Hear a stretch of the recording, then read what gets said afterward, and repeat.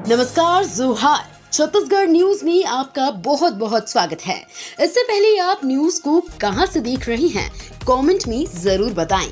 साथ ही चैनल को सब्सक्राइब करना बिल्कुल ना भूलें। छत्तीसगढ़ में लोकसभा चुनाव से पहले कांग्रेस को बड़ा झटका। छत्तीसगढ़ में कांग्रेस पार्टी लोकसभा चुनाव को लेकर नाराज नेताओं को घर घर मनाने पहुंच रही है।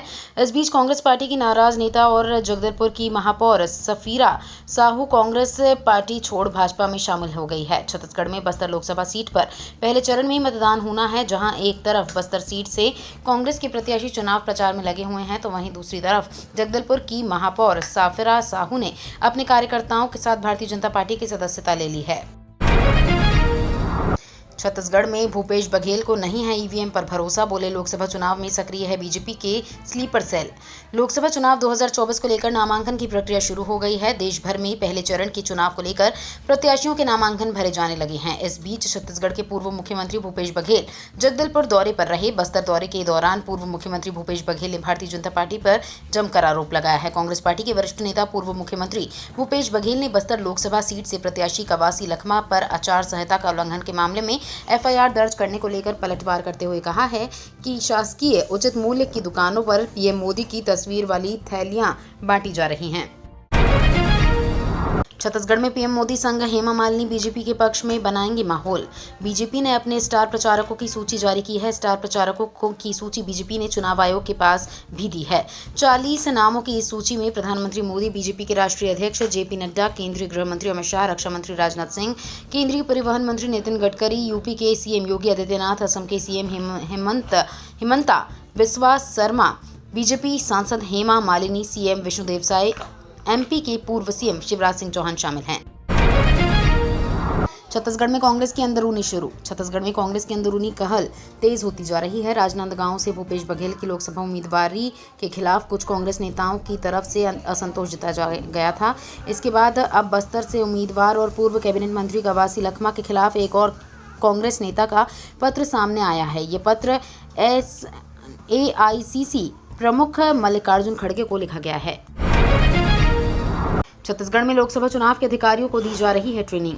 छत्तीसगढ़ में लोकसभा चुनाव को लेकर प्रशासनिक तैयारियां जोरों पर चल रही हैं। प्रदेश के निर्वाचन आयोग की तरफ से सभी अधिकारियों को 2 दिनों की ट्रेनिंग दी जा रही है, जिसकी शुरुआत हो रही है। राजनांदगांव के जिला निर्वाचन अधिकारी और कलेक्टर संजय अग्रवाल ने ट्रेनिंग सेंटर का निरीक्षण किया। साथ ही अधिकारियों को चुनाव से जुड़े सख्त निर्देश दिए। कवासी लखमा पर एफआईआर दर्ज होने पर बीजेपी पर भड़के भूपेश बघेल। छत्तीसगढ़ की बस्तर लोकसभा सीट से कांग्रेस प्रत्याशी कवासी लखमा पर एफआईआर दर्ज होने के बाद प्रदेश में सियासी घमासान शुरू हो गया है। बस्तर पहुंचे प्रदेश के पूर्व मुख्यमंत्री भूपेश बघेल ने कवासी लखमा पर एफआईआर दर्ज करने को लेकर जिला निर्वाचन की कार्रवाई को गलत ठहराया। भूपेश बघेल ने कहा कि प्रदेश की सभी शासकीय दुकानों में प्रधानमंत्री नरेंद्र मोदी की फोटो लगे थैले का वितरण किया जा रहा था। कांग्रेस की बड़ी मुसीबत। छत्तीसगढ़ में प्रत्याशी घोषित करने के बाद विरोध में उतरे कार्यकर्ता। छत्तीसगढ़ में सूरजपुर में सरगुजा लोकसभा चुनाव के टिकट घोषणा के बाद कांग्रेस में गुटबाजी नजर आ रही है। कांग्रेस कार्यकर्ता और पदाधिकारी शशि सिंह को टिकट मिलने का विरोध कर रहे हैं। टिकट वापसी नहीं होने पर हजारों की संख्या में इस्तीफा देने की बात भी कर रहे हैं। सरगुजा से कांग्रेस लोकसभा प्रत्याशी शशि सिंह ने भी कई बड़े बयान दिए हैं। उन्होंने कहा कि मोदी की गारंटी यानी वादा पूरा नहीं होने की गारंटी।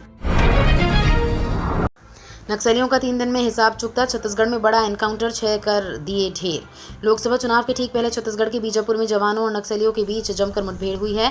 इस मुठभेड़ में जवानों ने गोलीबारी करते हुए 6 नक्सलियों को ढेर कर दिया है। इस घटना की पुष्टि एसपी जितेंद्र कुमार यादव ने की है। बता दें कि छत्तीसगढ़ के बीजापुर के बासागुड़ा थाना क्षेत्र अंतर्गत सुरक्षा बलों और नक्सलियों के बीच जमकर मुठभेड़ हुई है।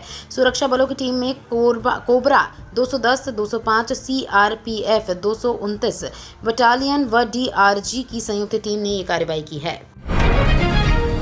छत्तीसगढ़ में 3 दिनों में लोग गटक गए 43 करोड़ की शराब। छत्तीसगढ़ में होली के त्योहार के दौरान शराब प्रेमियों ने एक बार फिर रिकॉर्ड बनाया है। होली के अवसर पर छत्तीसगढ़ में मदरा प्रेमियों ने जमकर जाम छलकाते हुए 3 दिनों में ही करोड़ों रुपए की देसी व विदेशी शराब पी है। छत्तीसगढ़ आबकारी विभाग के आंकड़ों के मुताबिक होलिका दहन के दिन एक ही दिन में सबसे ज्यादा शराब की बिक्री हुई है। होली के उत्सव में जहां एक तरफ लोग रंग और गुलाल से जश्न मना रहे थे, तो वहीं दूसरी तरफ एक वर्ग ऐसा भी है किसने रंग गुलाल के साथ साथ जमकर शराब उड़ते हुए होली के त्योहार को मनाया है। गर्मी में बुजुर्गों को चुनावी आयोग ने दी राहत। घर से वोट डालने की दी सुविधा। चुनावी लोकतंत्र में मतदाताओं की भागीदारी महत्वपूर्ण होती है। लोकसभा चुनाव का ऐलान हो चुका है। चुनाव प्रचार भी जोर शोर से शुरू हो गया है। चुनाव आयोग 100% मतदान के लिए दृढ़ संकल्पित है और इसके लिए कुछ कदम उठाए हैं। चुनाव आयोग ने इस बार लोकसभा चुनाव में 85 वर्ष से अधिक उम्र के वरिष्ठ नागरिकों को अपने घर से वोट डालने की सुविधा दी है। इससे वरिष्ठ नागरिकों को भीषण गर्मी से राहत मिलेगी। अवैध शराब माफिया पर लगाम कसने टीम गठित। राजनांदगांव में थानेवार अधिकारियों की तैनाती।